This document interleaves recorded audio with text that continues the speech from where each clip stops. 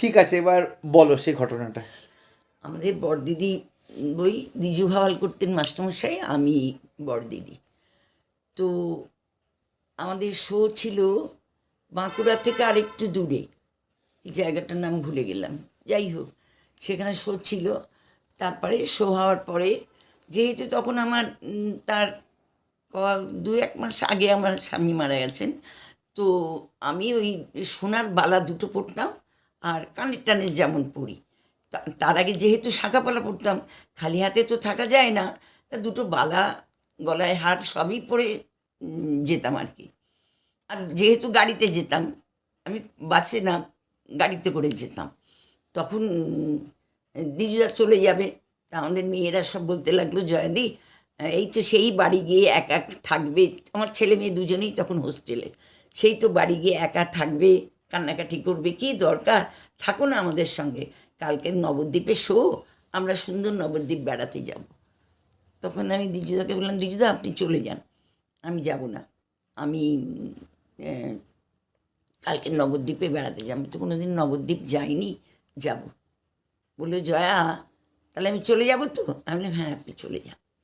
এইবার কালীবাবু মানে সত্যনারায়ণ ব্যাপারে যিনি প্রডিউসার ছিলেন, অত্যন্ত ভালো মানুষ, অত্যন্ত মানে দেবতার মতো মানুষ।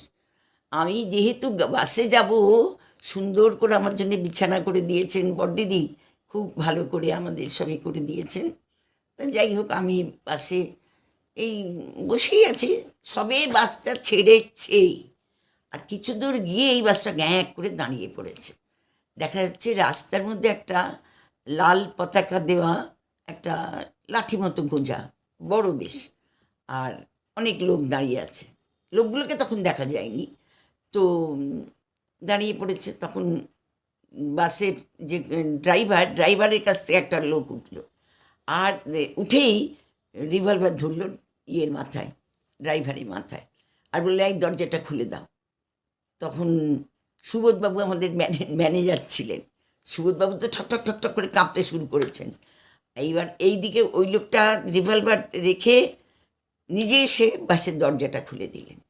যেই দরজাটা খুলে দিন, দরজাটার সামনেই তো আমার বিছানা। এবার ওদিক থেকে একটা ডাকাত উঠেই প্রথমেই আমাকে রিভলভার এই কানের পাশে ধরে বললেন যে, কই দেখি যা যা আছে খুলে দিন। আমি যে হ্যাঁ। তখন যা আছে গায়ে খুলে দিন।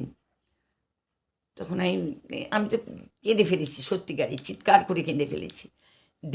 দেবব্রত বটব্যাল, ও আমার দাদা করতো, ও আমাকে দিদি বলে, ও আমি ওকে ভাই বলি।